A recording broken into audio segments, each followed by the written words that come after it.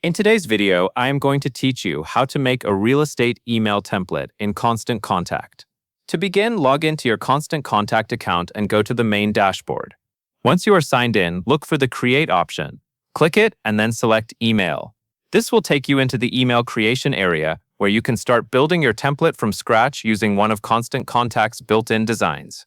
Next, browse the template library and choose the real estate category. This is a helpful place to start because these templates are already designed with property marketing in mind.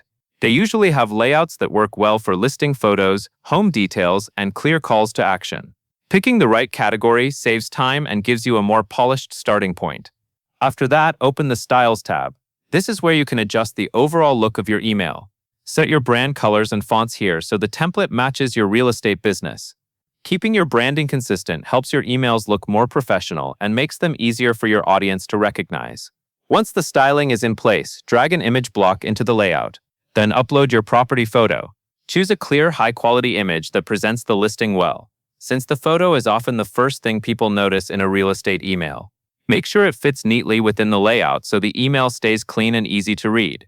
Below the image, drag in a text block. Use this space to add the property details. Include the key information your audience needs in a simple, readable format. The goal here is to make the listing easy to scan while still giving enough detail to create interest. Next, add a button block for your call to action.